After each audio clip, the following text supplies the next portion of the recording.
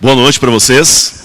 É um prazer estar aqui no calor do Rio de Janeiro. Eu confesso que eu ia colocar um blazer, alguma coisa mais sofisticada, mas depois eu vi que não é necessário, né? Seria até ofensivo. Vocês vão passar mal só de me ver de paletó aqui. Isso não foi feito para o clima do Rio de Janeiro e de alguns rincões do Brasil aí. Pessoal, muito bem. Quem está assistindo pela internet, em casa, de qualquer lugar, que você seja muito bem-vindo a essa programação, ainda que de modo virtual, e que a graça de Deus esteja com você também, onde quer que você esteja. Eu vou falar de um tema aqui, hoje, que pediram, é um tema que eu já tratei em alguns outros momentos e já foi para a internet, muita gente já assistiu. Mas o pastor Rafael falou assim, olha, por favor, os jovens gostariam que você falasse sobre o trilema de Epicuro. Eu falei, tudo bem, eu já falei desse tema, não, mas eles querem que você fale de novo sobre ele. Eu falei, tudo bem, então vamos falar sobre o trilema de Epicuro. Mas eu queria anunciar para vocês o tema de amanhã e de domingo. Amanhã eu vou falar um tema um pouco polêmico. Haverá salvação para um terrorista? Na parte da manhã. Como é que eu vou desenvolver um sermão que haverá salvação para um terrorista? E agora o horário, se alguém me ajudar amanhã, 11 horas da manhã. 11 horas da manhã. E no domingo às 19h30, vou falar sobre Salomão e os filósofos pessimistas. Tá bom? Salomão e os filósofos do pessimismo. Fala um pouquinho de Schopenhauer, Nietzsche, essa coisa toda aí, né?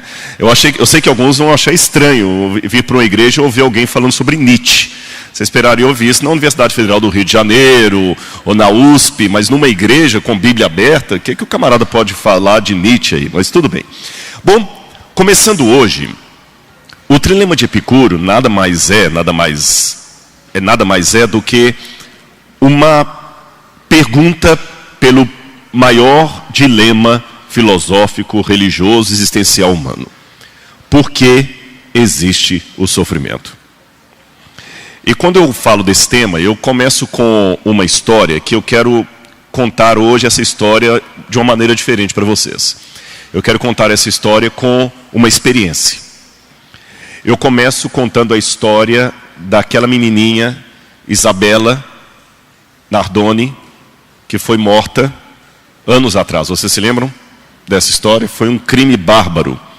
A menina foi arremessada, não lembro de que andar do prédio, e caiu, e o laudo médico, não sou eu que estou sendo o promotor aqui, não estou, porque a pessoa que foi condenada alega inocência, mas eu só estou falando o que foi oficializado. Os legistas, os médicos forenses, viram que ela teve esganadura antes dela ser jogada, ela apanhou, veio apanhando do carro, tinha marca de sangue, foi lançada. Mas eu conto essa história não apenas como uma ilustração fria para um tema. Eu conto movido de íntima compaixão pela menina Isabela e tantas outras vítimas que nós temos aí. E você sabe que quando a gente fala uma coisa e vai para a internet, você não tem mais domínio sobre aquilo. Você não sabe onde vai parar aquela ilustração que você teve. E algumas pessoas colocaram assim, engraçado, você quer criar uma polêmica, coloque alguma coisa na internet e espere. Sempre vai aparecer alguém achando algum ponto para criticar. E uma das críticas mais hilárias que eu vi foi alguém que colocou o seguinte: estranho você, como negro, dando exemplo de uma menina branca. Você deveria obedecer mais à causa dos negros. Nós temos tantos negros pobres da periferia. Você tinha que citar o caso de uma menina branca de classe média. Eu nunca pensei que podia ser ofensivo um grupo eu ter dado aquele exemplo. Eu dei o exemplo dela, mas não estou falando que só ela que merece compaixão. É porque se eu for dar todos os exemplos de sofrimento aqui, eu não acabo nunca. Eu peguei aquilo como amostragem. Mas nisso também eu tive um feedback positivo. Porque eu não sabia que um dia, numa palestra que eu ia dar em São Paulo, alguém que era amigo dos familiares maternos da menina, convidaram os familiares, e eles não puderam vir, mas assistiram pela internet. E quando eles ligam, eu começo a falar da história da neta. E depois mandaram uma mensagem de agradecimento, porque eles ficaram muito confortados com essa mensagem que foi dada. Então eu quero começar essa história aqui, contando essa experiência para vocês. E relembrando um pouco o que aconteceu com aquela menina ali, eu já falei, ela sofreu esganadura e tudo. Aqui eu estou vendo várias crianças aqui, vários devem ser pais, mães aqui. Eu pergunto a você, se eu estivesse ali, vendo aquela cena acontecer, e não fizesse nada, que adjetivo seria ideal para me qualificar? O que você acha? Qual é o seu nome? Você ficar com vergonha não, coisa bem simples. Qual é o seu nome? Lauren. Eu sou um adulto, eu sei o que está acontecendo, eu vi aquele homem esganando a menina ali. Que coisa você acha que eu poderia fazer? Qualquer coisa. Ajudar a menina ou, no caso, parar o pai e a madrasta, né? Se eu visse e voluntariamente não fizesse nada, não precisa ficar preocupado em me ofender, seja bem sincera.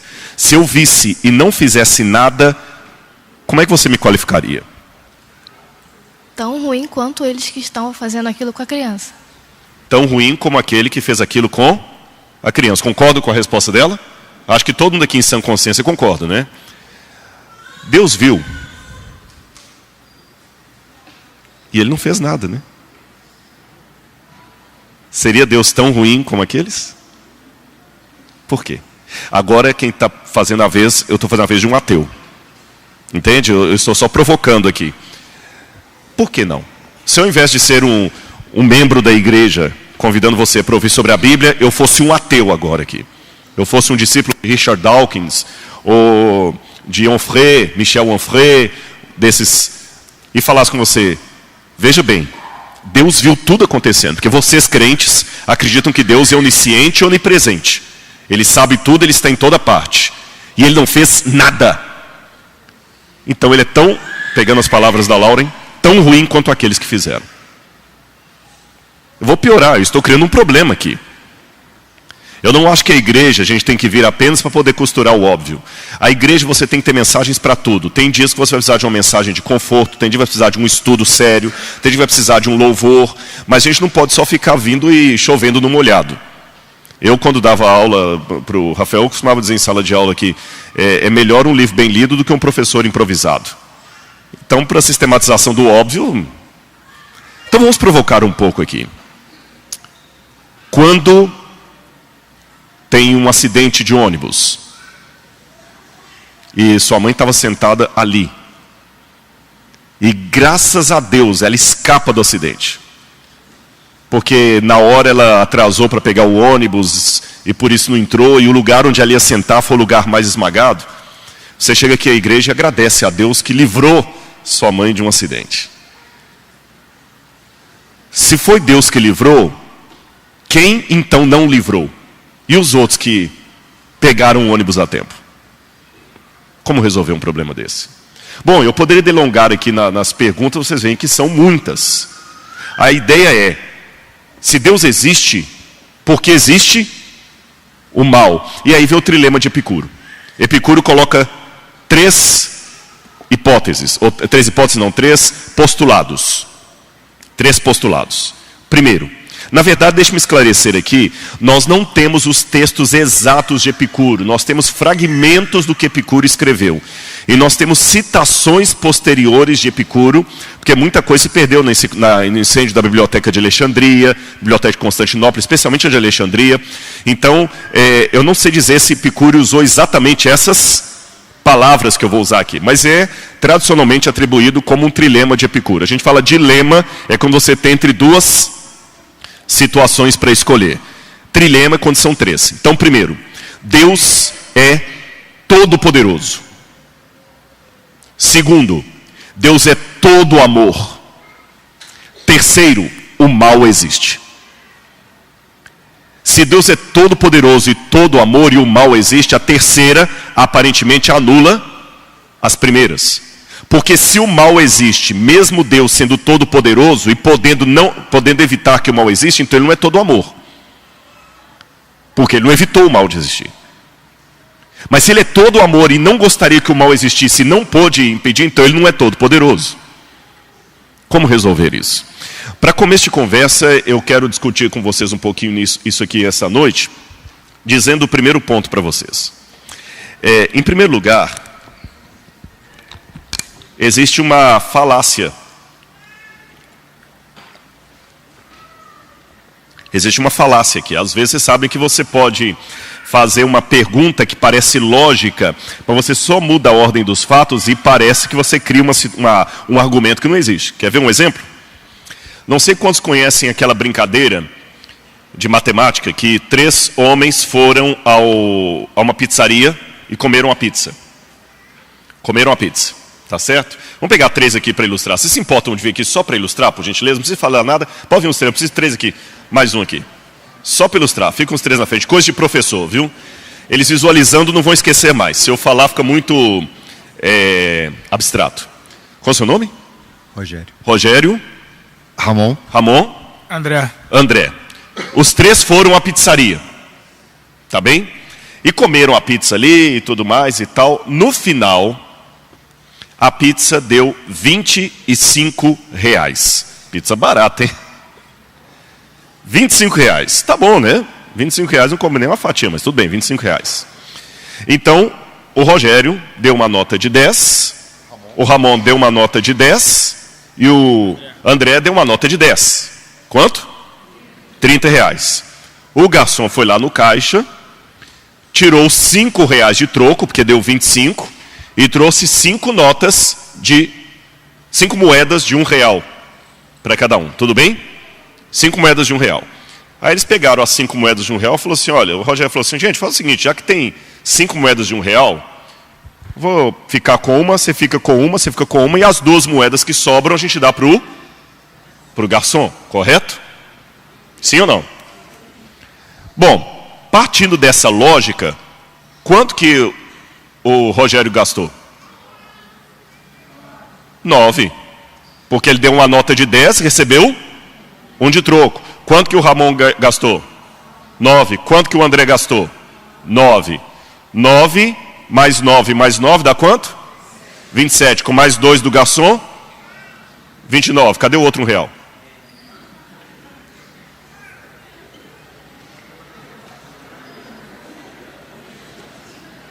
Podem sentar, obrigado, viu? Na verdade, pedindo para eu subir aqui por causa do vídeo. Na verdade, isso aqui é uma pegadinha. É uma pegadinha, apenas para fazer você perceber que tem certos problemas que parecem insolúveis, mas não são. Isso é uma pegadinha matemática. A conta está errada. A conta está errada. Porque os R$9 que cada um pagou já estava incluído a gorjeta do garçom. Então tem que somar os 9 com os 3 de troco e não com os 2.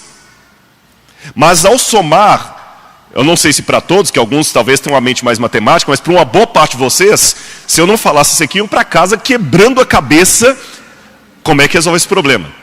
Então cuidado com algumas coisas que tem na internet, alguns apelos antirreligiosos, que parecem, não, mas o camarada tem lógica.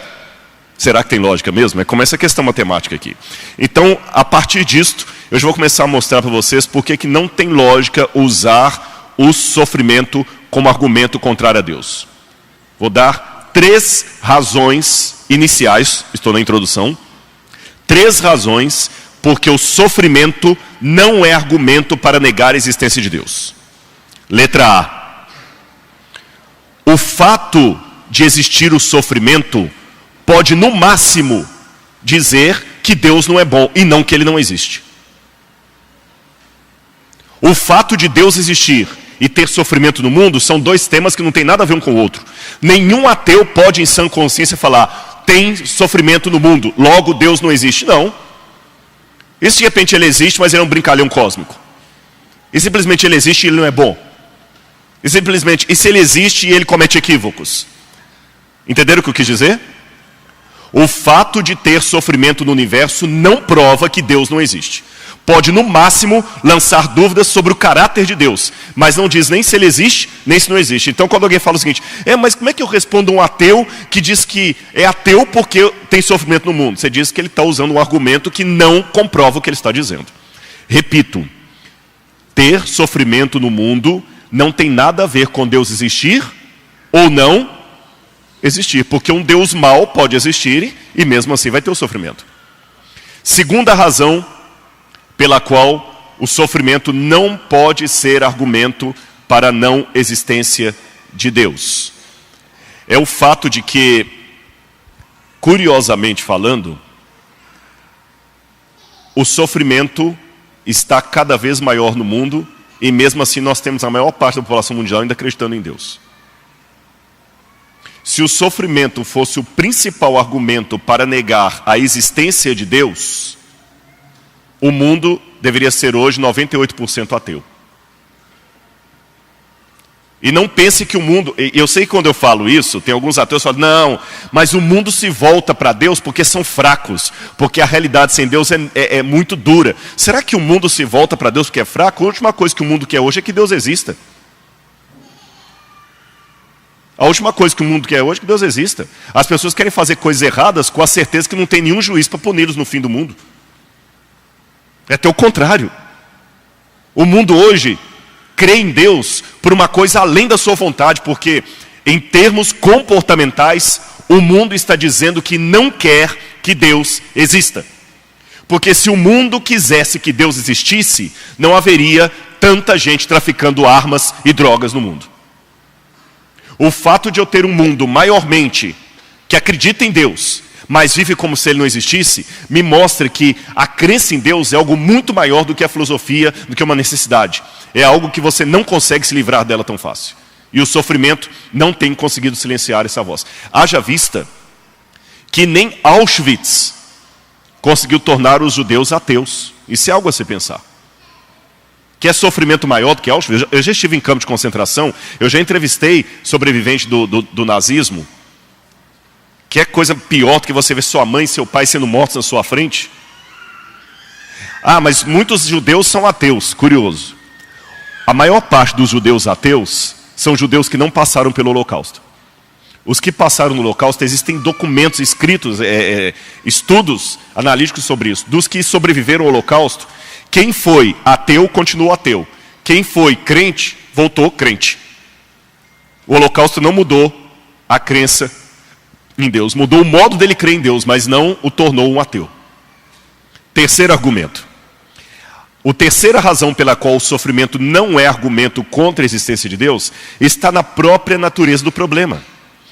Uma vez, Ravi Zachariah, que é um indiano radicado nos Estados Unidos, professor apologeta, ele estava dando uma palestra no auditório de uma universidade e um jovem levantou e falou o seguinte: escuta, eu não posso acreditar que Deus existe porque existe o mal no universo. Isso para mim basta para dizer que Deus não existe.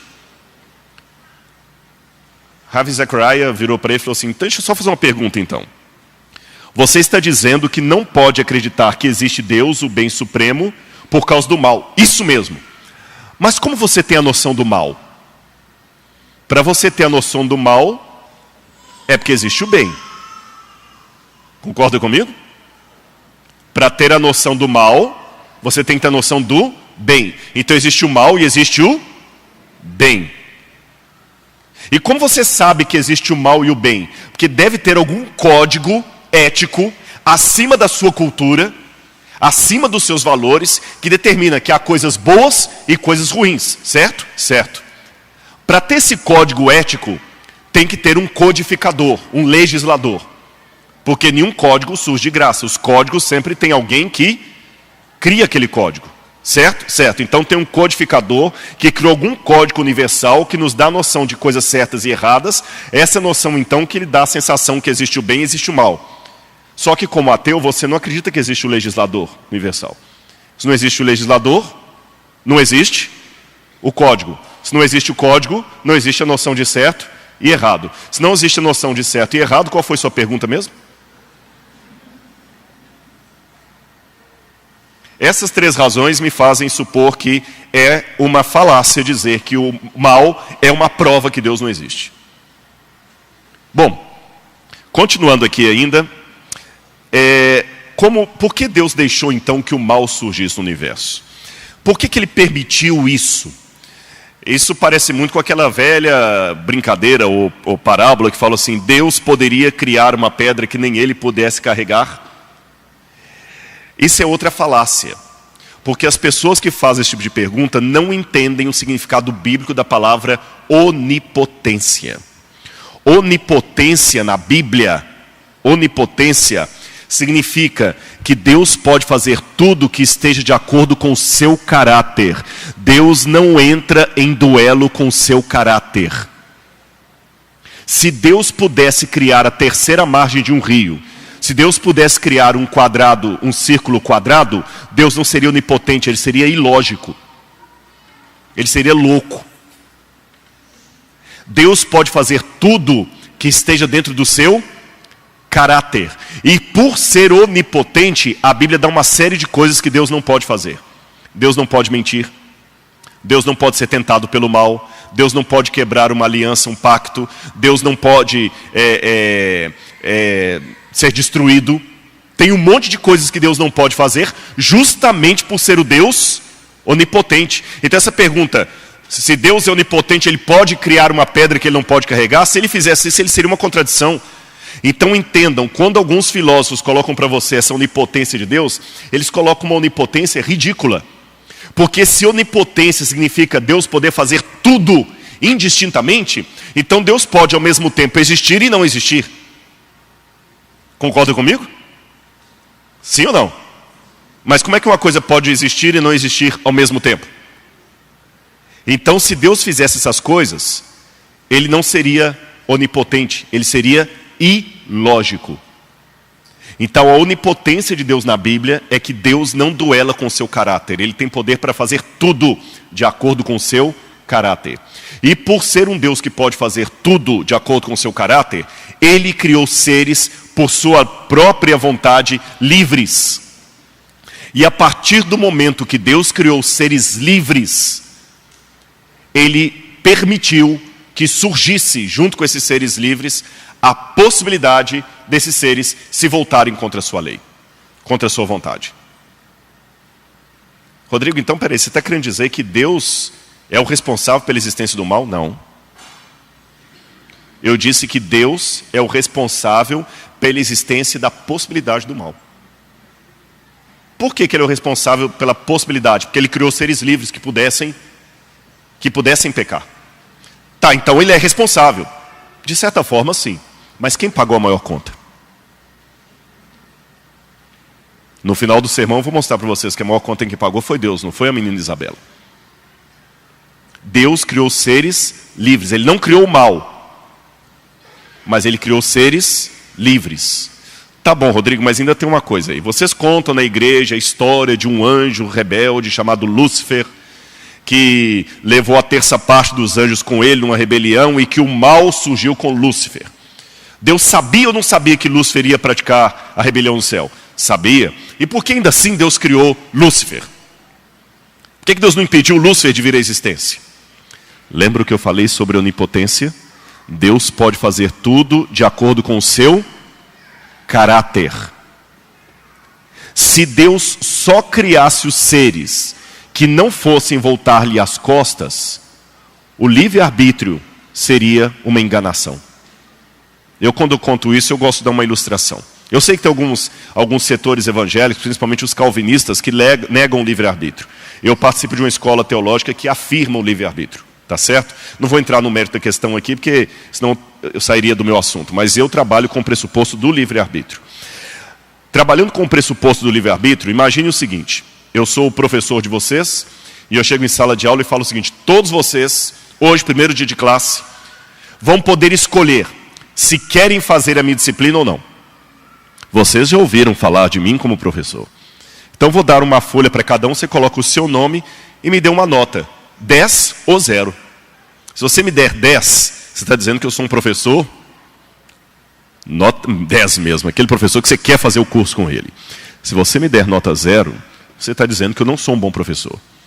E eu prometo a você que eu vou levar a sua nota ao conhecimento do diretor da escola para que ele saiba o que os alunos pensam a meu respeito. A esse momento você fala assim: puxa, que professor autoconfiante, né?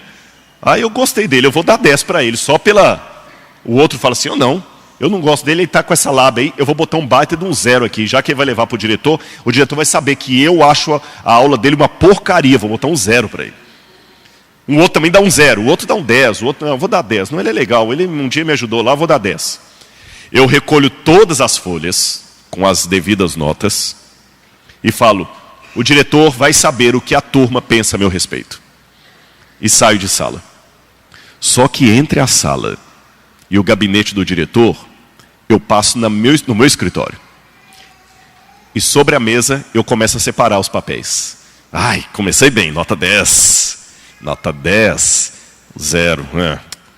Nota 10, nota 10, 0. Ah, isso aqui eu sabia que ia me dar 0.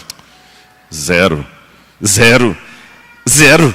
Outro 0. Aí um 10. Um 0, 0, um 10.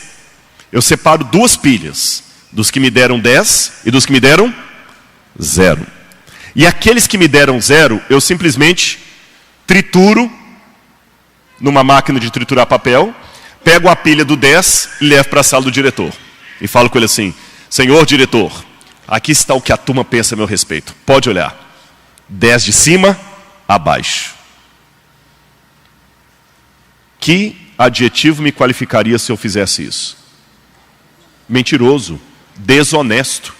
Porque eu disse para a turma que todos poderiam livremente dizer o que pensavam a meu respeito, mas só levo para o diretor os que me deram 10. Se Deus dissesse que nós somos livres, mas só deixasse vir à existência aqueles que não iam negar o seu reino, ele também seria um mentiroso. Ele só mostraria os 10. Eu sei que você pode falar, Rodrigo, mas ninguém ia saber. Não importa, Deus sabe.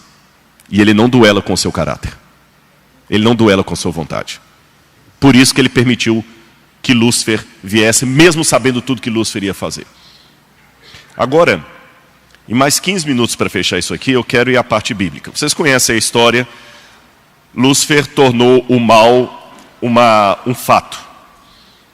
O mal era apenas uma, como a gente diz em metafísica, o mal era uma potência, mas agora se tornou uma realidade. Era desejo de Deus que o mal se tornasse uma realidade? Não, não era desejo de Deus. Mas infelizmente aconteceu. Só quero uma coisinha aqui para colocar essa Bíblia aqui.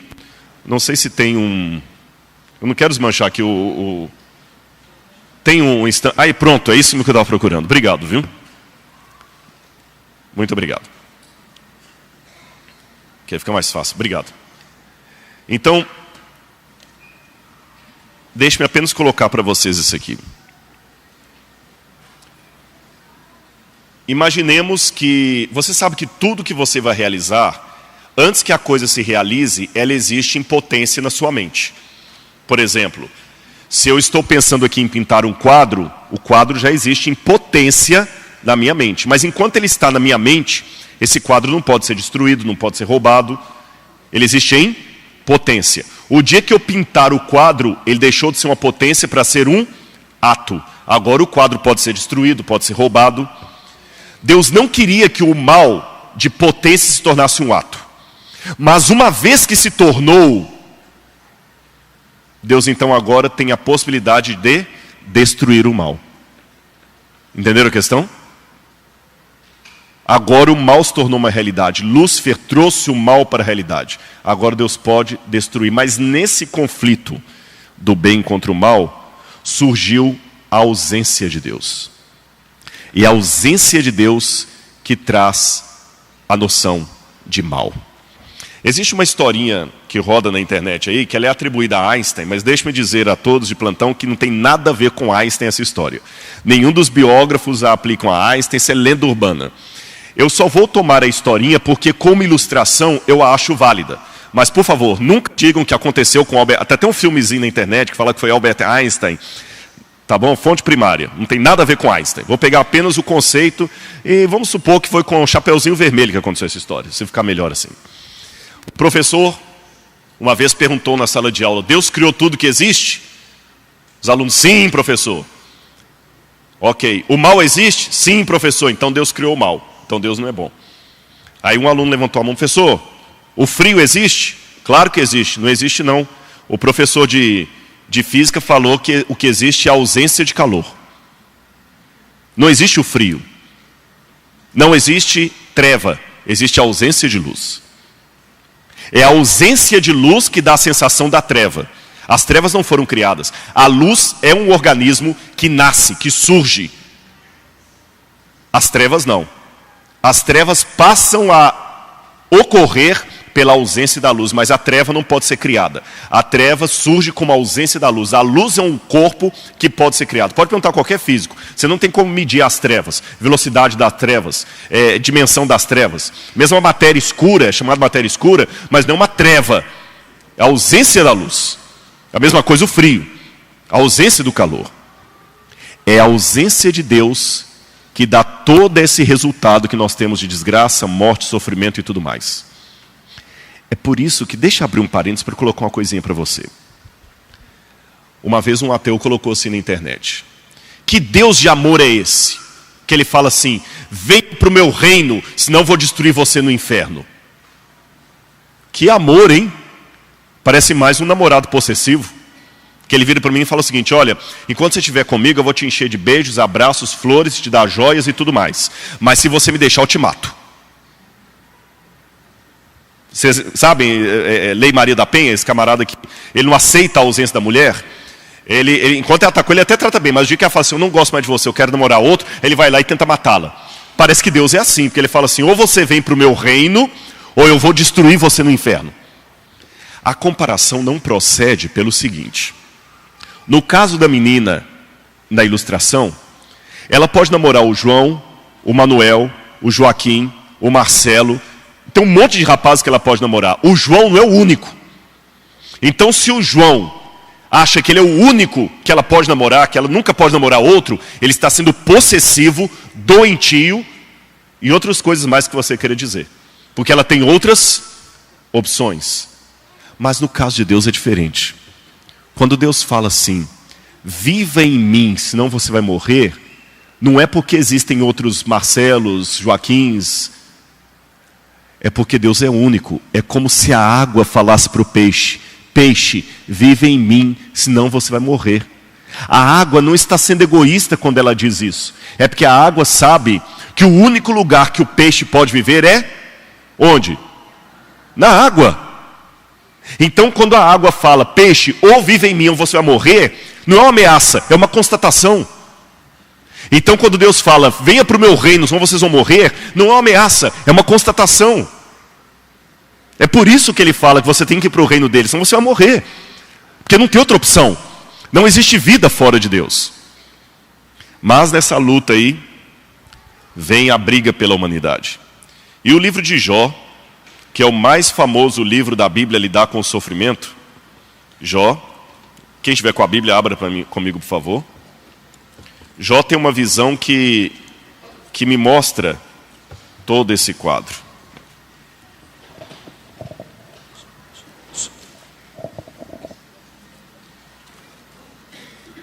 Antes do livro dos Salmos aqui. Livro de Jó, capítulo 1, versículo 1. Havia na terra de Uz um homem cujo nome era Jó. Homem íntegro e reto, temente a Deus e que se desviava do mal.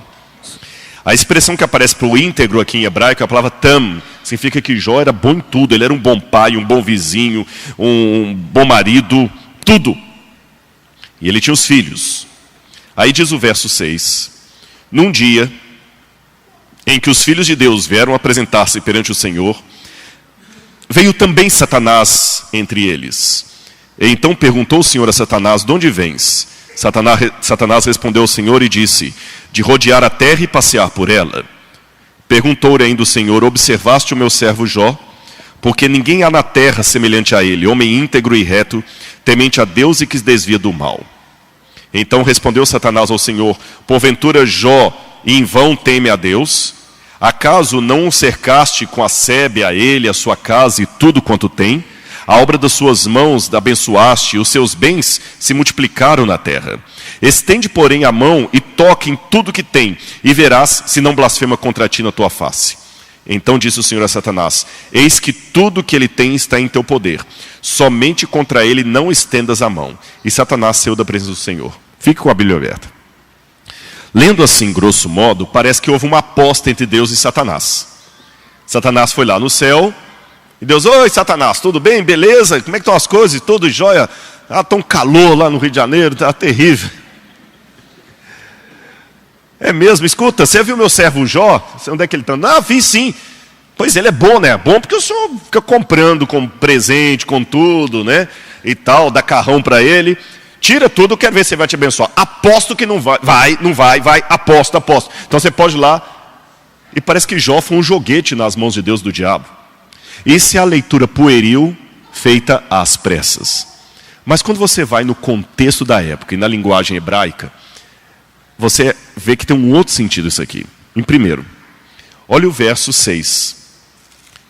Diz assim: num dia em que os filhos de Deus, Bnei Elohim, vieram apresentar-se perante o Senhor, veio também Satanás entre eles. Essa expressão veio também no hebraico é Gam Ha-Satan. 3 palavrinhas. Gam, uma palavra, um artigo, uma palavra. Gam Ha-Satan. Gam é o que traduziram por também. Isso no hebraico tem um outro sentido. É irônico.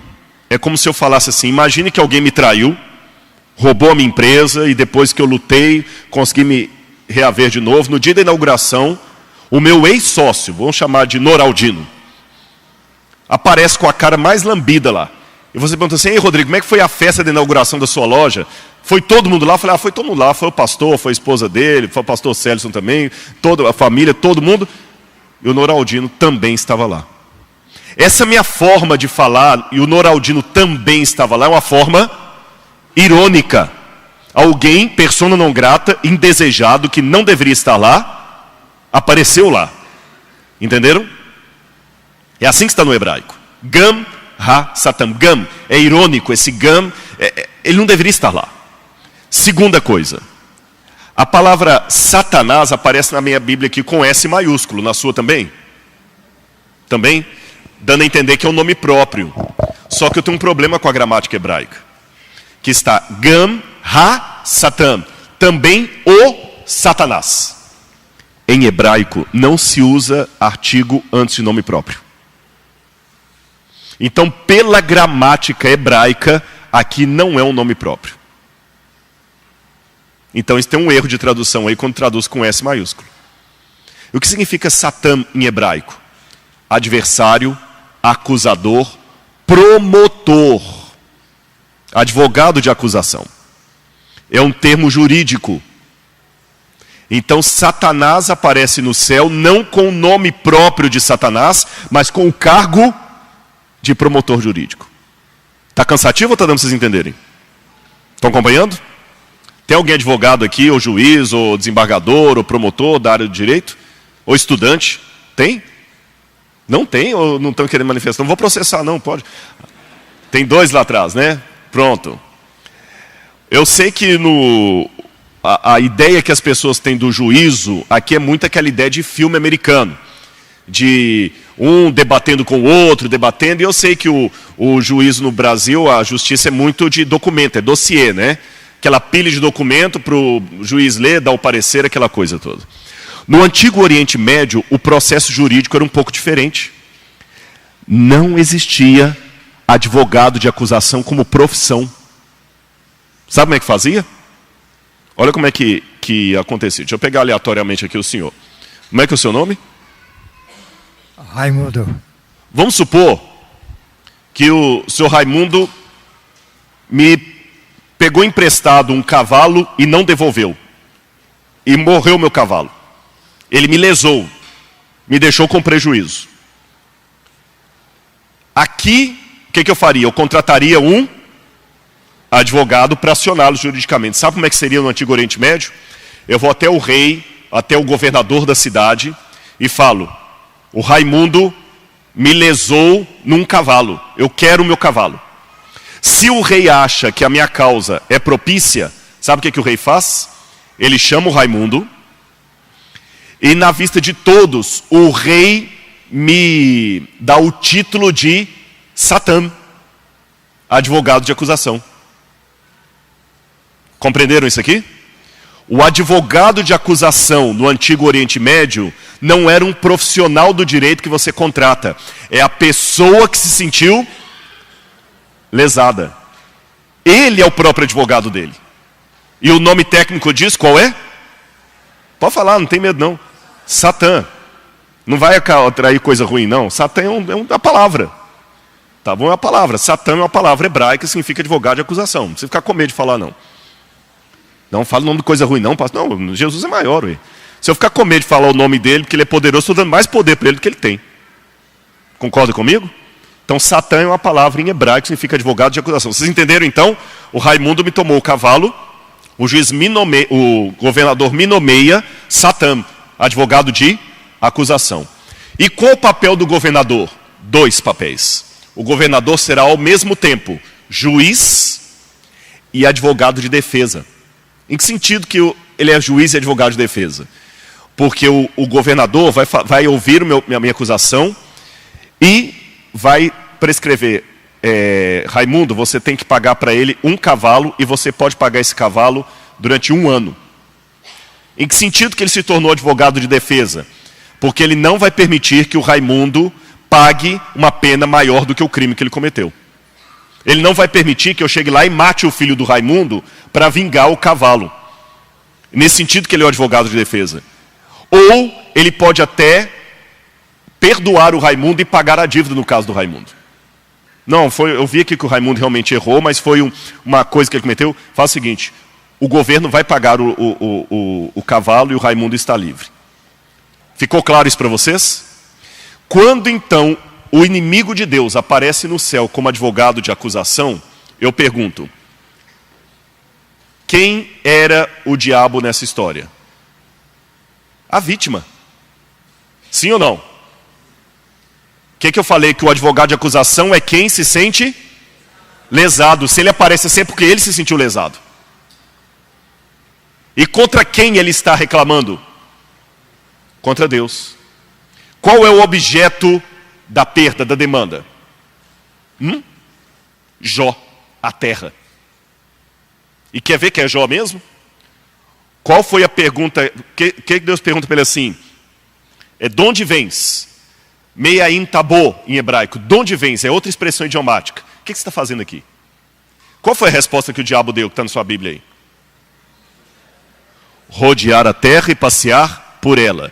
Essa gíria, essa expressão idiomática, rodear a terra e passear, é o trajeto que um rei faz pelo seu reino para ver que ninguém opõe ao seu governo.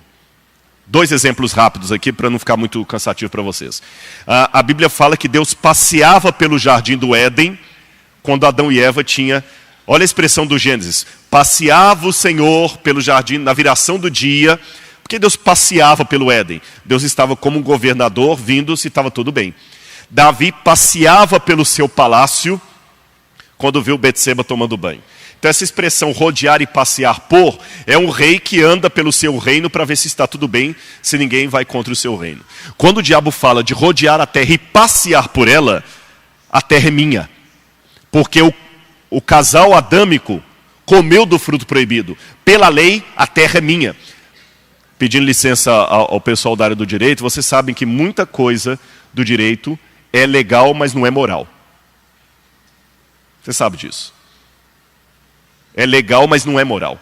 Mas assim, o próprio juiz, às vezes, ele dá uma sentença que ele, como cidadão, não gostaria de dar. Mas como juiz, ele é obrigado a soltar o cara, porque a legislação prevê, ele não pode manter o camarada preso.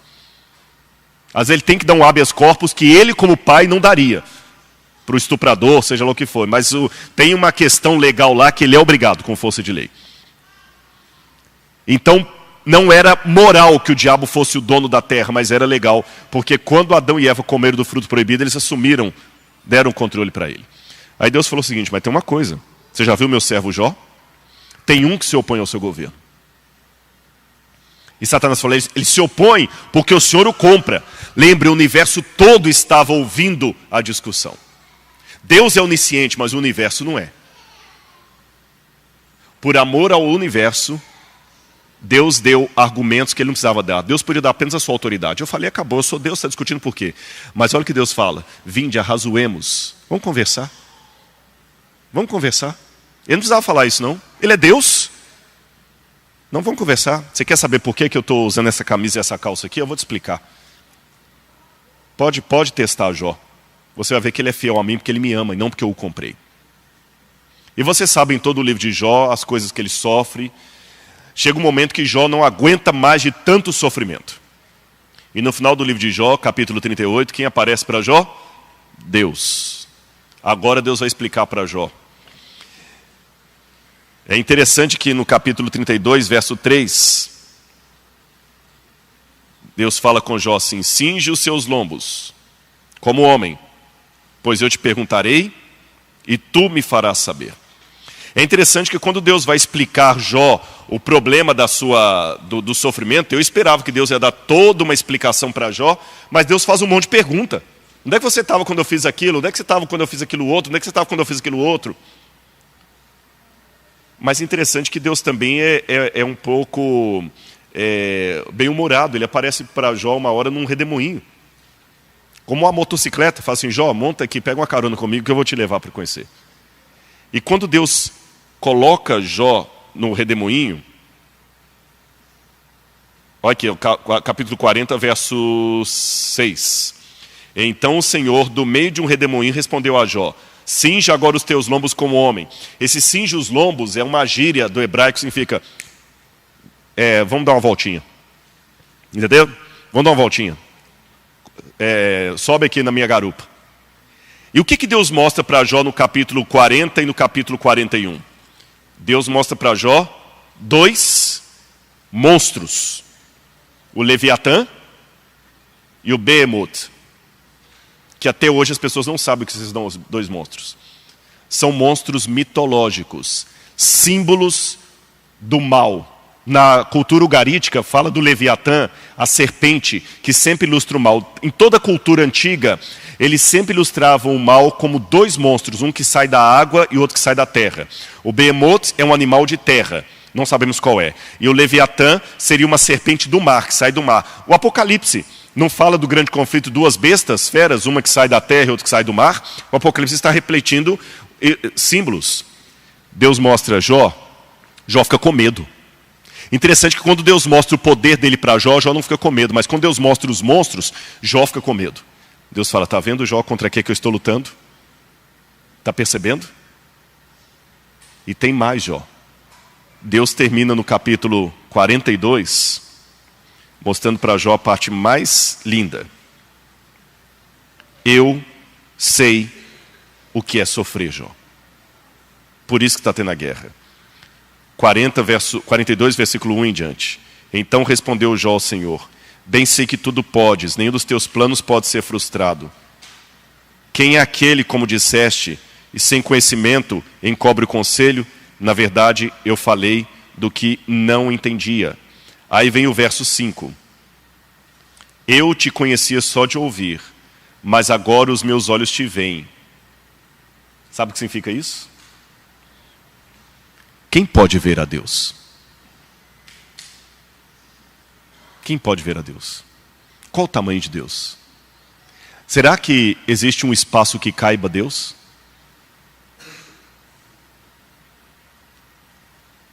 Qual o único modo que eu tenho de ver a Deus? Lutero dizia: os homens usam uma máscara para se esconder. Deus, ao contrário, usa uma máscara para se revelar. Porque Ele é tão grandioso, tão grandioso, tão grandioso, que o modo dele se ver é se escondendo. Imagina que eu estou falando aqui e tem um holofote de luz atrás de mim. Você pode esfregar o olho, você não vai conseguir me olhar. Rodrigo, desculpa, apaga esse holofote aí para a gente poder te ver. Se Jó falou: agora os meus olhos te contemplam, é porque Deus estava de uma maneira visível. E ele antecipou para Jó o que aconteceria no futuro, depois de Jó. Quando ele se fez carne e habitou no meio de nós. E o livro de Jó então termina me dando as duas lições que fecham a questão do problema do mal. Em primeiro lugar, existe um grande conflito entre o bem e o mal. Deus permitiu que o conflito surgisse por amor à liberdade que Ele nos deu. Se sofremos demais, a gente não suporta. Se sofremos de menos, não sabemos qual mal é o mal e não desejamos livrar dele. Estamos em guerra, Jó. E a prova maior que eu amo vocês é que eu não estou usando o meu poder, mas sim o meu caráter nessa guerra. Raciocina comigo. Se Deus lutasse com o diabo como Deus, não haveria luta. Entenderam a minha ironia aqui? Sim ou não? A prova maior que Deus não luta com o diabo como Deus é que tem a luta. Porque ele é tão poderoso, que se Deus lutasse com o diabo como Deus, no sentido do poder da palavra, não teria conflito, nem começaria. Então, em última instância, Deus não destrói o diabo pelo seu poder divino. Ele destrói o diabo pelo seu caráter e o seu amor. Eu vou falar mais sobre isso amanhã, no sermão de amanhã. Por favor, quem puder, venha amanhã, porque a continuidade disso vai ser amanhã. Deus usou a fraqueza dele para vencer o mal, e não o poder dele. Eu sei que está sendo estranho para alguns do que eu estou falando aqui. Rodrigo, eu sempre acreditei no poder de Deus Todo-Poderoso, e Deus é Todo-Poderoso, mas ele não usa o poder dele na batalha com o mal, ele usa o caráter dele. Ele vence o mal com sua palavra, com seu caráter, com seu amor, e não com seus raios. Senão não teria conflito. E se Deus então se diminui para poder lutar, ele também sai machucado. Aí vem a segunda lição do livro de Jó. Que Jó ouviu tudo isso e falou assim: Senhor, tudo bem. Quem sou eu para discutir o Senhor? O Senhor me fez um monte de pergunta, né? Onde é que você estava quando eu criei aquilo? Onde é que você estava quando eu criei aquilo outro? Realmente, não estava em lugar nenhum, mas o Senhor também não sabe o que eu estou passando. Mas depois que Deus mostrou para Jó a luta do próprio Deus com os dois monstros, e Deus saindo ferido, machucado, estou usando uma figura de linguagem, ele diz: Jó, eu entendo o que você está passando, porque eu também me tornei homem. Eu também fui crucificado. Eu não conheço o mal só por teoria, Jó. Eu conheço o mal na minha carne. Porque mesmo sendo onipotente, eu sei o que é não conseguir carregar uma cruz. Mesmo sendo onisciente, eu sei o que é ficar por um tempo sem saber o que vai acontecer, porque eu estava como um ser humano. Eu sei, Jó, o que é chorar e não conseguir conter o impulso do choro porque um amigo morreu, Lázaro. Mas a história não para aqui. Enquanto todo o nosso sofrimento será provisório, o preço que Cristo pagou será eterno. Hoje, quando eu saí de casa, eu fiquei feliz. Eu peguei um livro, mandaram um boneco, um livro que eu estou publicando agora, e nesse livro tem um capítulo sobre a encarnação. E eu mostro vários versículos da Bíblia lá que evidenciam que Cristo ficará para sempre retido a um corpo humano. Ele não perdeu a divindade dele. Mas como preço eterno da minha e da sua salvação, ele ficará para sempre retido a um corpo humano glorificado, porém humano, ainda com as marcas da crucifixão. Sabe o que é isso? Aquela cicatriz que você tem que te incomoda, na ressurreição vai sumir. A dele vai ficar para sempre. Então, quando pergunto por que Deus deixou o mal acontecer no universo, eu pergunto: quem pagou o maior preço? Foi Ele. Então Ele sabe o que é. Agora alguém vai falar: tudo bem, Rodrigo, e o que é que eu faço com a história da Isabela Nardoni? Bem, eu termino então com uma outra historinha que eu já contei algumas vezes, de um garotinho que uma vez estava lendo um gibi, e quando ele passava as páginas do gibi, ele via que o herói apanhava do vilão, e o vilão batia no herói, e prendia o herói, e o vilão ia lá e dava um murro no herói, aquela coisa toda. E o menino não aguentou mais aquela angústia, ele colocou o dedinho ali na história, e foi para a última página. E na última página, você sabe, o herói sempre vence. Agora que ele viu que o herói vencia, ele voltou à leitura de onde ele tinha parado e falou: que legal. Quando o vilão falou: haha, te prender, ele falou: prendeu nada, se você soubesse o que eu sei. E o vilão deu um murro no herói: agora está acabado. Tá não, se você soubesse o que eu sei. A história da menina Isabela, ou qualquer outra história de desgraça, morte, sofrimento que qualquer um de nós passarmos hoje, ou que alguns estão passando, que enquanto eu estou falando para vocês, tem alguém enterrando o seu ente querido, recebendo uma notícia ruim, sendo atacado, são apenas páginas de um livro que ainda não terminou de ser lido. E na última história, o bem vence o mal. E eu tenho essa certeza e essa convicção, Por isso que eu também sofro. Mas posso pela fé dizer, se você soubesse o que eu sei, eu estou nas marcas das mãos daquele que venceu o Behemoth e o Leviatã por amor de mim. Que Deus abençoe cada um de vocês. Amém? Nós temos um probleminha de tempo aqui. Ele tinha me dado 50 minutos, 45 minutos, eu gastei foi até as 9. Geralmente, essa parte que eu acho que é muito importante, que é essa parte de perguntas e respostas, mas nós temos um probleminha também, que às vezes as pessoas começam a levantar e sair. Eu vou fazer um acordo de cavalheiros com vocês aqui. Se a gente levar até umas 9h20, 9h25, vocês aguentam? Tranquilos? Beleza? Beleza. Se alguém precisar sair, é lógico, eu vou entendendo. Se ficar preso agora, eu vou colocar o pitbull ali na porta, não, mas o... Vamos sentar aqui, professor. Gente, só pegar minha água ali. Pode ir, vai cantando aí com o povo enquanto isso. Se você tiver alguma pergunta, você pode mandar pra gente aí nesse número que está na tela, tá certo? E, por favor, façam perguntas complicadas. Eu não fui tão bem na matéria do professor Rodrigo, então me ajudem. Estou brincando. Vai vingar. Mas vamos lá. Primeira pergunta. O senhor comentou sobre o livre-arbítrio. E aí Deus, ele respeita o livre-arbítrio das pessoas.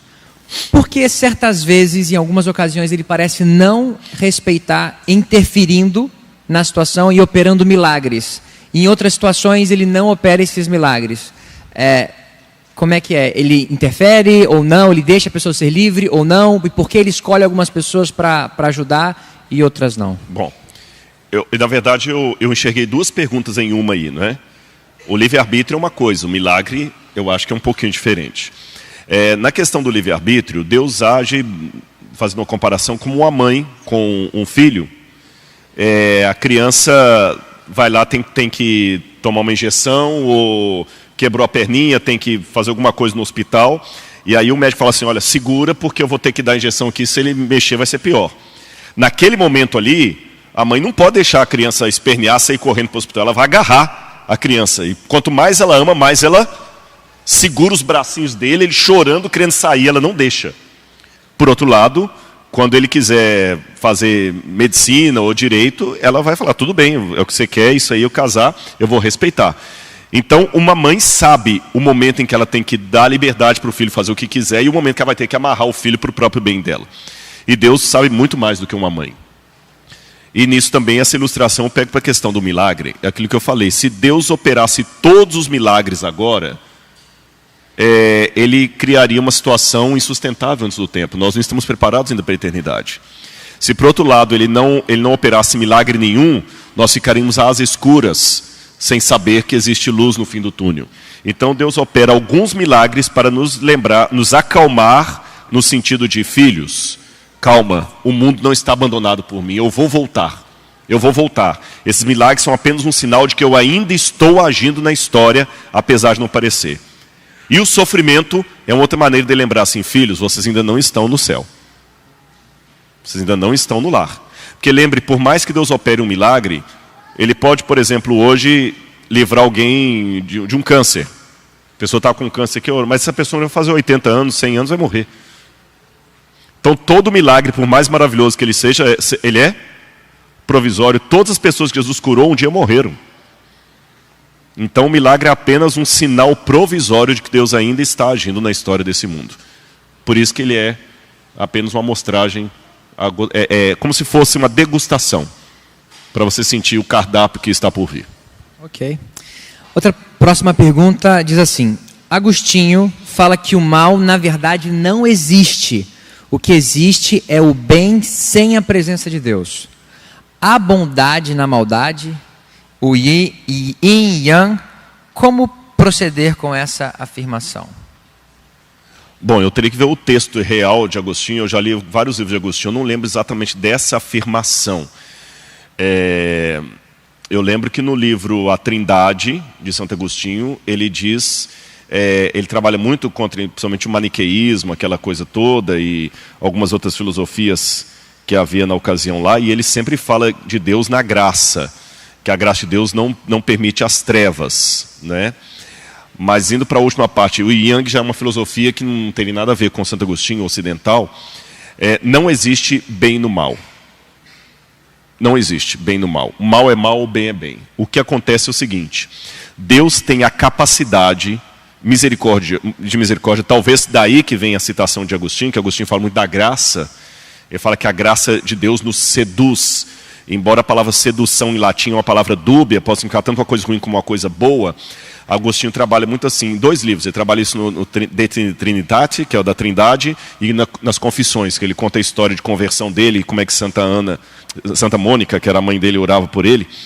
Santo Agostinho diz assim, o Adeodato, o filho dele, por exemplo, era o filho de um adultério. O Agostinho ele teve um caso com uma garota de programa e nasceu Adeodato.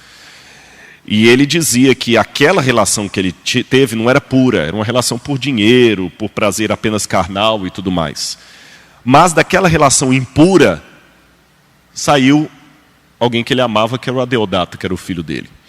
Então, traduzindo Agostinho para hoje, o que eu diria é o seguinte: o mal continua sendo mal, mas Deus tem a capacidade de transformar o mal numa coisa boa.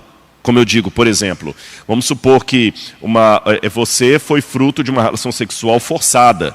Não foi um fruto de uma relação sexual de amor.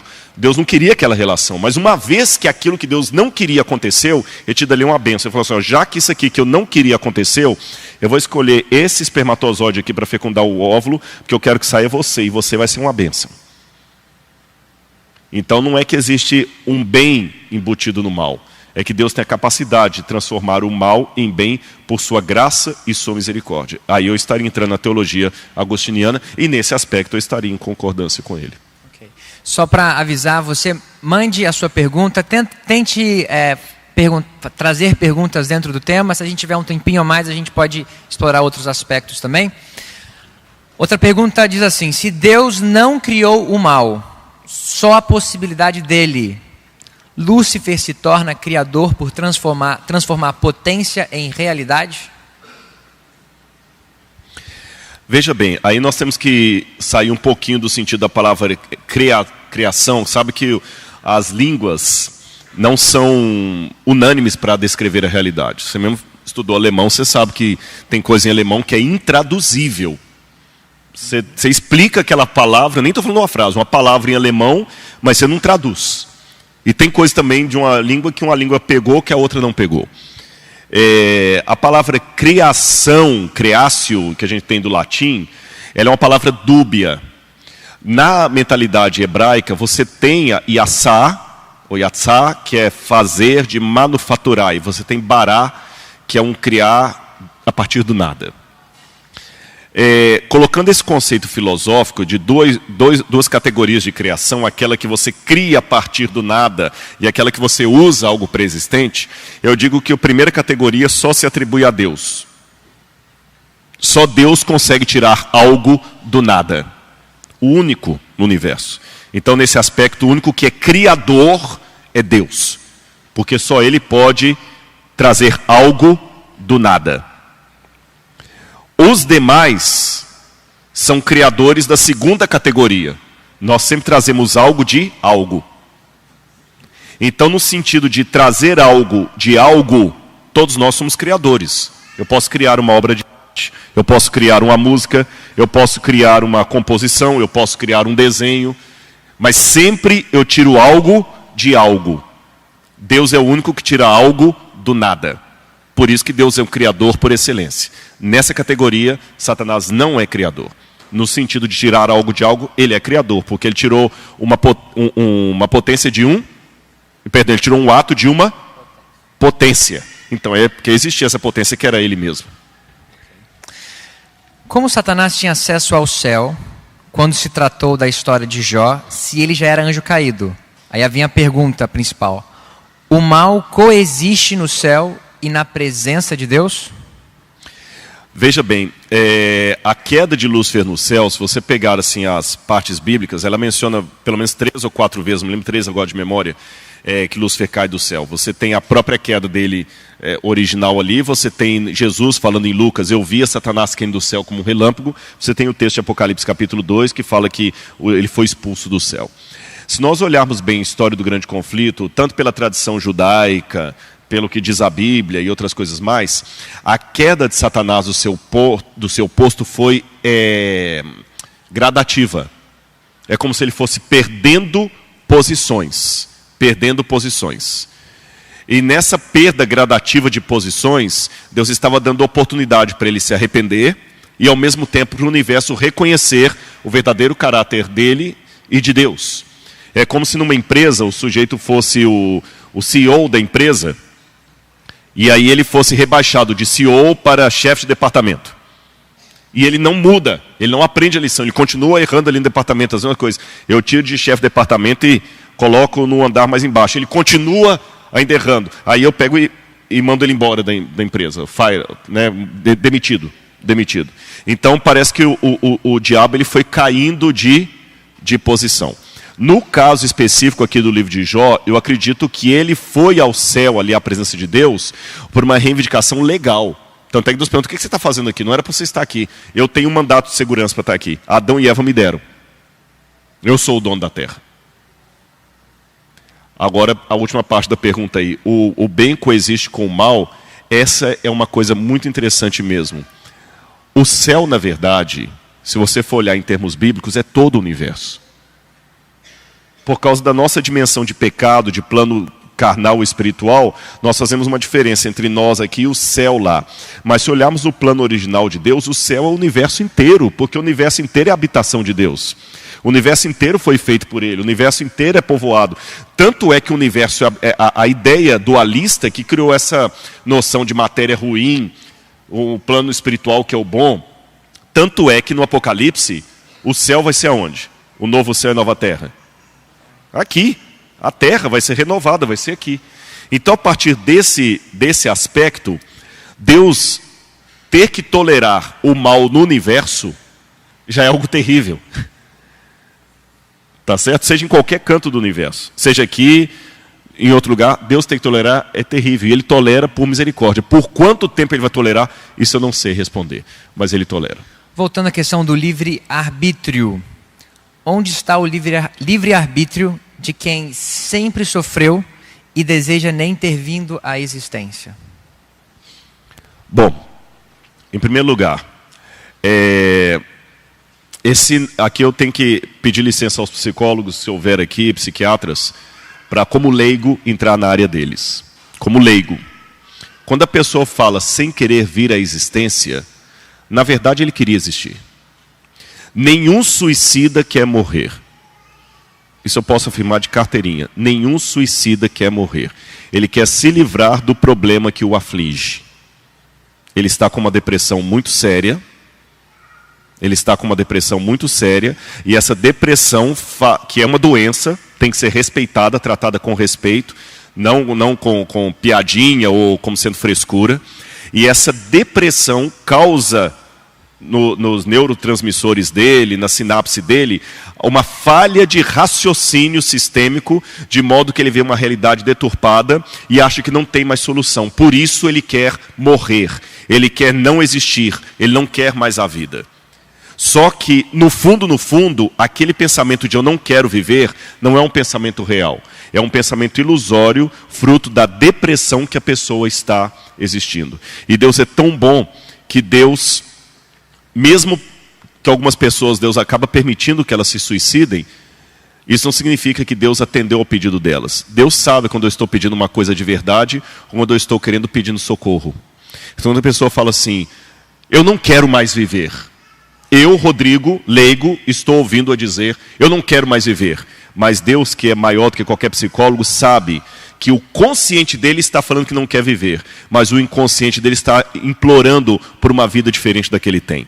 Por isso que Deus, de maneira muito gentil, não atende a neurose dele, mas o pedido que está lá no inconsciente dele. Por isso que essa pessoa que acha que não tem livre-arbítrio está sendo a maior prova do arbítrio de Deus. Que Deus ainda está dando a chance dela viver, mesmo que o trauma dela peça a morte. Ok.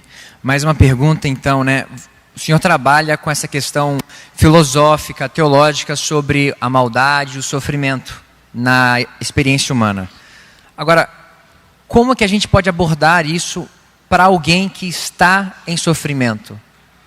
Como é que eu trato da questão do sofrimento para alguém que está passando por esse momento? Bem, alguma coisa aqui eu vou falar amanhã, mas não vou anunciar o conteúdo de amanhã, senão vocês não veem, né? Tem que criar suspense.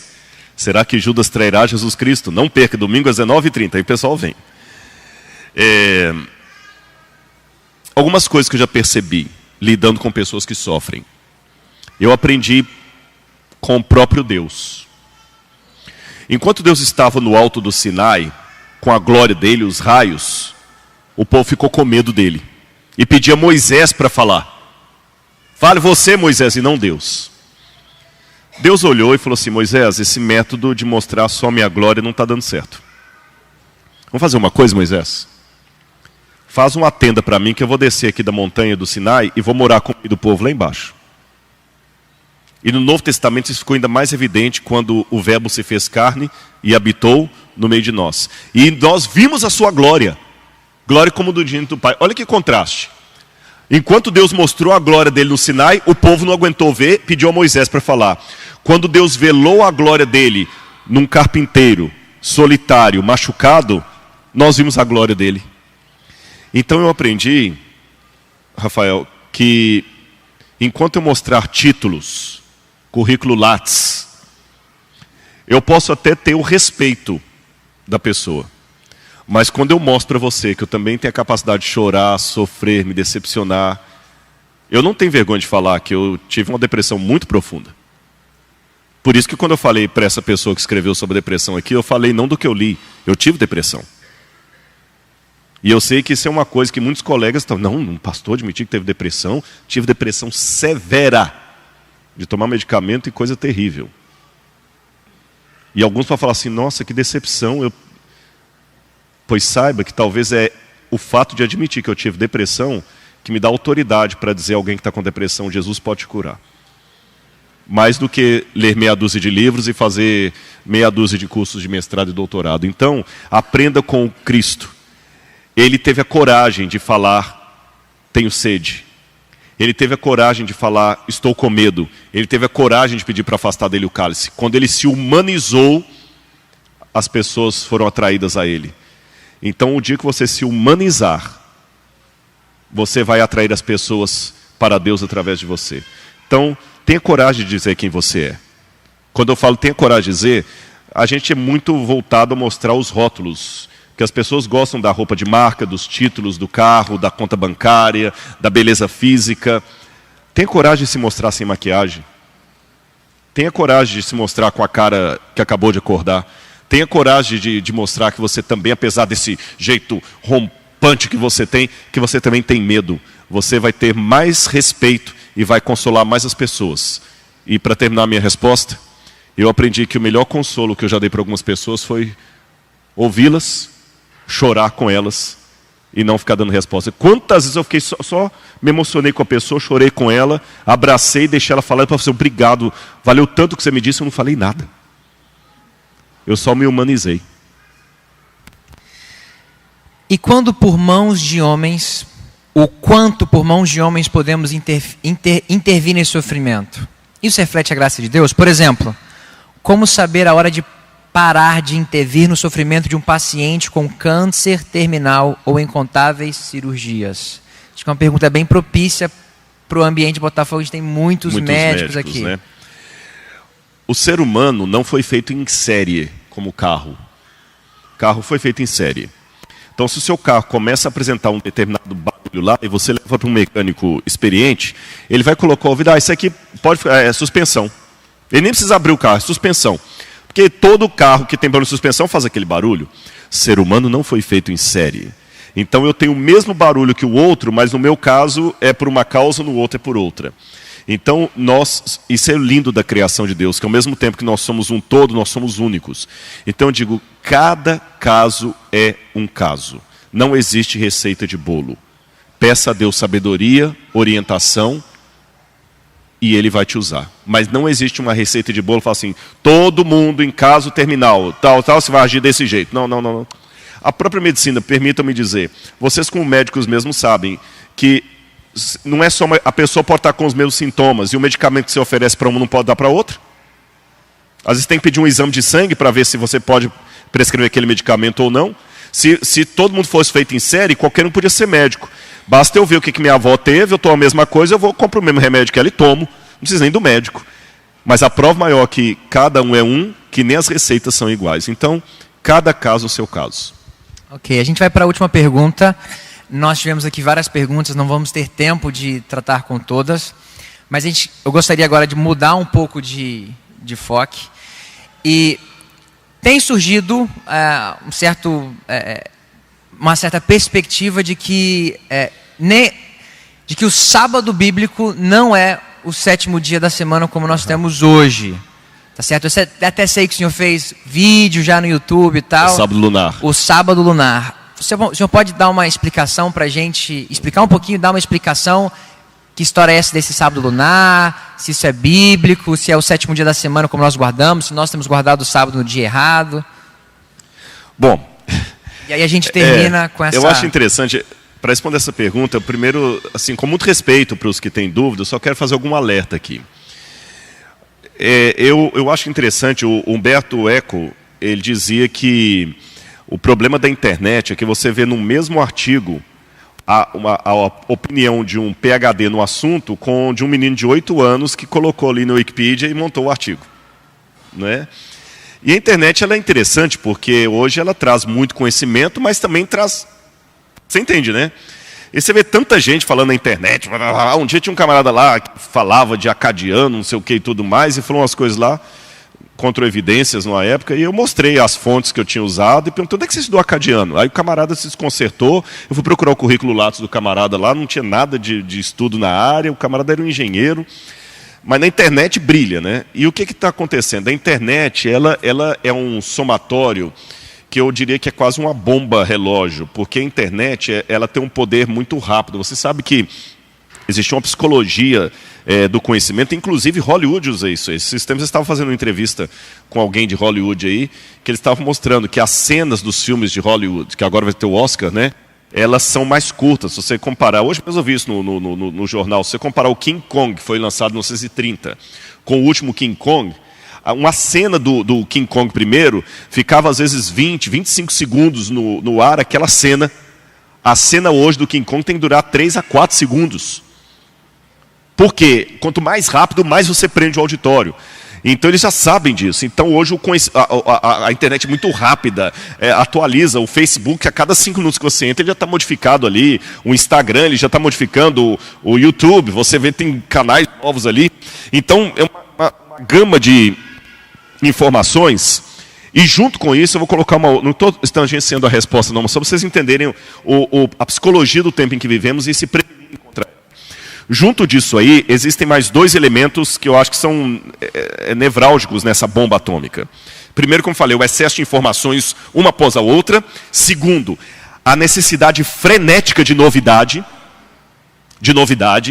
E essa geração nova é isso. Você pode olhar, olha o YouTube agora, você vai ter alguns vídeos lá. Se você entrar daqui a 5 minutos, já tem a sugestão de outros vídeos. É muito frenética, uma informação atrás da outra, e se atualiza e desatualiza muito rápido. E terceiro, a necessidade de novidade. Eu quero uma novidade, eu quero uma novidade, eu quero uma novidade. Eu quero ouvir algo que ninguém nunca falou.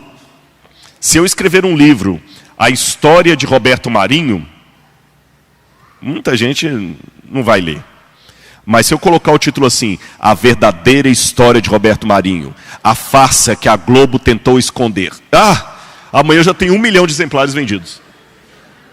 Todo mundo quer, e quer a necessidade do escândalo. Brasil urgente, né? Eu quero escândalo, é da Atena, eu quero escândalo.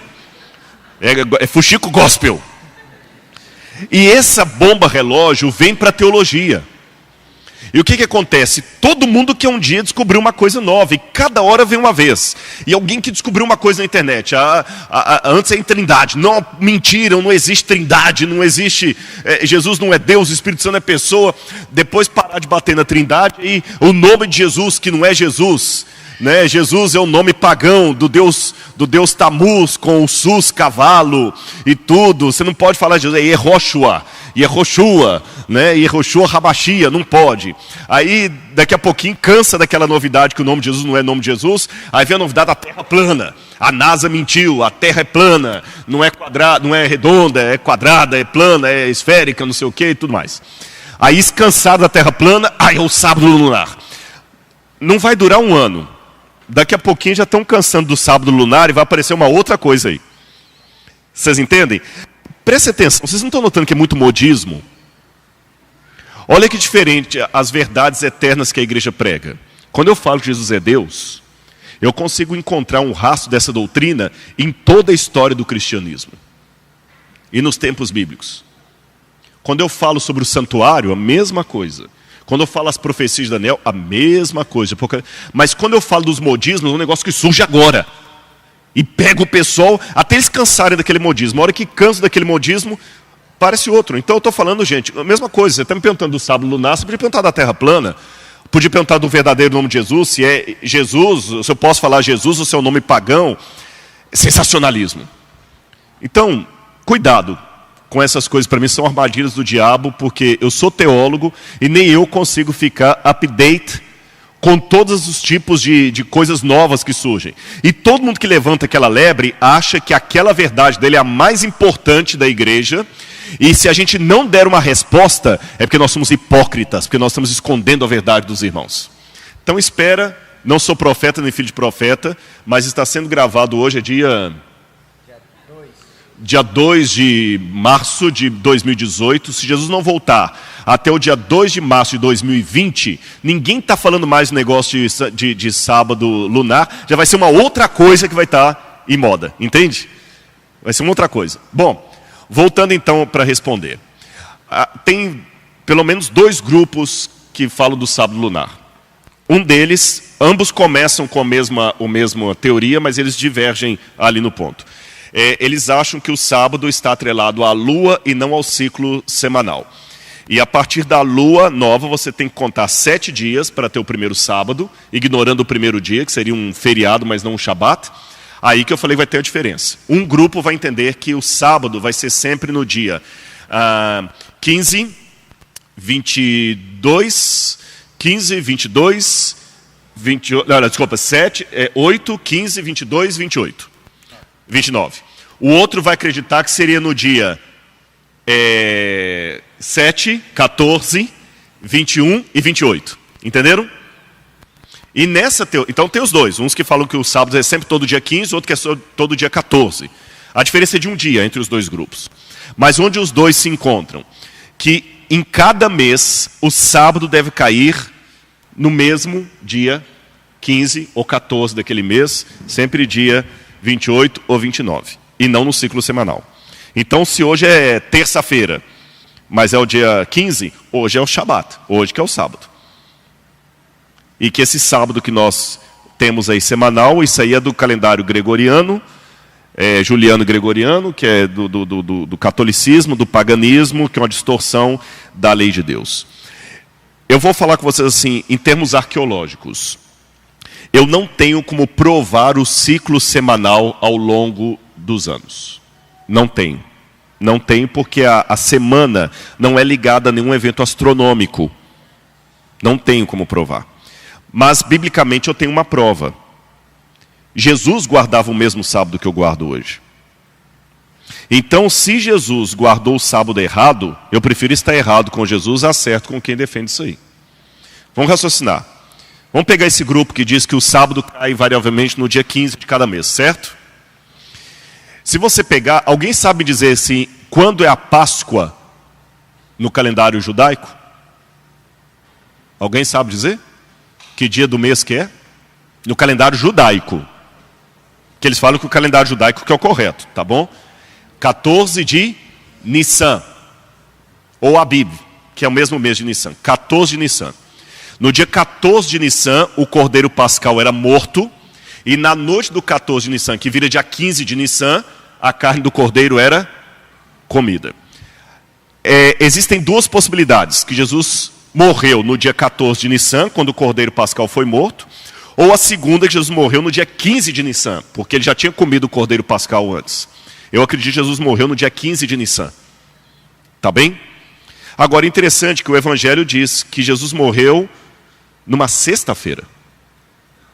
E diz, era o dia da preparação e começava o sábado. Se o ciclo lunar estiver correto, então os evangelhos estão errados. Porque Jesus teria morrido, então, num dia anterior ao sábado, não faz sentido. Porque se o sábado é todo dia 15 do mês, e Jesus morreu no dia 15, como é que o evangelho fala que ele morreu no dia da preparação do sábado? Não sei se vocês entenderam o ponto. O evangelho deveria dizer que Jesus morreu num sábado, e não na preparação do sábado. Os evangelhos falam assim, Jesus morreu, e aquele dia era um dia 15 de Nissan. Ah, mas e os outros teólogos que falam que era o dia 14 de Nissan? Dá na mesma. Porque se Jesus morreu no 14 de Nissan, o sábado seria apenas... se Jesus morreu no 14 de Nissan, o sábado seria 7 dias depois. Você entende? Então, quer dizer, de qualquer maneira, você tem um erro aí. Outro detalhe. O calendário judeu não era lunar. Não era solar. Era lunar. Isso eu respondi no meu vídeo. O calendário judeu sempre era lunisolar. Lunisolar. Tanto é que a cada período de tempo eles tinham o mês de Beadar, que era o 13º mês, para equilibrar esse calendário. Inclusive, eu estou com uma coisa fresquinha, que eu voltei de Israel tem 15 dias. 15 dias. E lá em Israel tem uma professora chamada Raquel Olam. Ela está desenvolvendo alguns estudos sobre o calendário de Qumran. E Qumran tinha o calendário lunar, que facilitaria aparentemente o pessoal do sábado lunar, mas o ciclo do Shabat de Qumran era semanal como o que nós temos hoje. E Qumran estava antes do calendário gregoriano. Outro detalhe, eles falam que o sábado se perdeu, porque uma das perguntas que eu fiz uma vez para eles é o seguinte, escuta, se o sábado que nós guardamos é errado, por que Deus deixou os judeus durante milhares de anos aí guardando o sábado errado? Porque você vai em Israel, eles guardam o mesmo sábado que a gente guarda. A resposta foi não, porque na Bíblia fala que como o povo de Israel não foi fiel, Deus escondeu o sábado. Entenderam? Porque tem aquela passagem da Bíblia que fala, eu esconderei de você as suas festas, a sua lua nova, o seu gozo e os seus sábados. Eu ocultarei. Só que interessante, aquilo ali é uma profecia falando da vinda dos babilônios. Então eu pergunto para quem acredita no sábado lunar, e quando que Deus ia restaurar o verdadeiro sábado? Quando e por quê? Eu faço a pergunta pela seguinte razão. Se Deus restaurou o sábado na época que Jesus veio, então já desfez o calendário deles, porque Jesus guardou o mesmo sábado que nós guardamos hoje. Isso eu tenho como provar. Jesus guardou o mesmo sábado, então o sábado já foi restaurado, então não tem nada de calendário lunar. Não, se nem na época de Jesus o sábado foi restaurado, então o sábado é mais importante do que Jesus. Porque Jesus deixou os hebreus receberem o Messias, Deus permitiu os judeus receberem um Messias e não permitiu que eles recebessem o sábado verdadeiro. Isso é legalismo. O sábado está acima do Messias. Entenderam a minha colocação ou não? Porque o Messias veio. Se o Messias veio, é porque Deus permitiu. Deus permitiu que o Messias viesse, mas não permitiu que o sábado verdadeiro fosse descoberto. E o que aconteceu hoje de tão especial, que esse grupo descobriu o sábado verdadeiro, que em nenhum outro momento da história Deus permitiu descobrir. Então eles estão melhores que os apóstolos. Porque os apóstolos, pelo menos aqueles que viviam com Jesus, ainda guardaram o sábado errado. Tá certo? Então não tem base nenhuma essa questão de sábado lunar. Interessante que nem os rabinos, nem os judeus que têm o hebraico como primeira língua defendem isso. É lógico que para dissecar toda essa teoria eu precisaria de mais tempo. Estou dando uma resposta rápida aqui. Mas só para dizer para vocês que ela, na minha opinião, não faz o menor sentido. Ah, mas Daniel 7:25 falou que ia cuidar e mudar os calendários e a lei. Tá, se o sábado se perdeu na Babilônia, então Daniel 7:25 não tem nada a ver com a Idade Média e a mudança do sábado para o domingo, já foi lá atrás. Ah, porque esse ciclo semanal que nós temos foi inventado pelos babilônios 100 anos antes de Cristo. Nada a ver. Você já encontra evidência de 7 dias importantes no rei de Lagash, Gudea. E Gudea está mais ou menos 1800 a.C., 2000 a.C. Ah, uma última coisa que eu não posso esquecer. Estude o calendário babilônico. E você vai descobrir uma coisa interessante. Isso eu estou falando com tabletes cuneiformes que estão catalogados no Museu Britânico. Me lembrei disso aqui agora. Os babilônios tinham um ciclo de sábado lunar. Os babilônios contavam a partir da lunação 7 dias fixos no mês. E o 7º dia era invariavelmente um dia de descanso, um dia de não fazer nada e um dia de maldição também. Não me perguntem por quê. E tinha o deus Shabatu. Então realmente o sábado lunar existe na antiguidade, na Babilônia.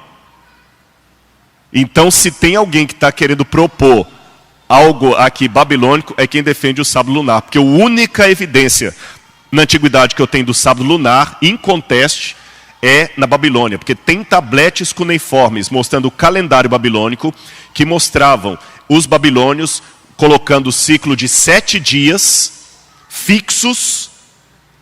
Exatamente, agora eu lembrei que o 7º, o 8º, o 15º ciclo do mês, num mês de 30, colocando exatamente ali, fixo o 7º dia em cada, em homenagem a um deus pagão. Então, na verdade, eu acho que nós estamos tendo um problema aqui. Estão querendo colocar que os babilônios que estavam certos e os hebreus que estavam errados. Me lembrei disso aqui agora. Tem documentação do que eu estou falando, viu? Ok, muito obrigado. Espero ter ajudado. Ajudou sim. Amanhã nós temos nossa programação, começa às 8 da manhã até às 18. O pastor Rodrigo Silva estará conosco também. E agora nós vamos ter a oração para terminar a programação. Muito bem. Vamos colocar em pé. E amanhã, lembrando então, haverá salvação para um terrorista? Não falo nada. Não adianta me pegar na porta, adianta um pouquinho não. Só amanhã. Muito obrigado pelo carinho de vocês, por terem vindo, e que Deus possa abençoar todos no retorno para os lares aí, viu? Vamos orar então? Obrigado, Senhor Deus, por tudo que Tu nos dás, pela Tua graça, pelo Teu amor, pelo Teu carinho conosco. Perdoa os nossos pecados, Senhor. Ajuda-nos a demonstrar amor, afeto pelo nosso semelhante e, acima de tudo, desejo pela Tua presença. Dá-nos a Tua paz. Leva-nos na companhia dos Teus anjos e traga-nos de volta amanhã aqui. Em nome de Jesus eu te suplico. Amém, Senhor. Uma boa noite. Que Deus abençoe a todos. Muito obrigado.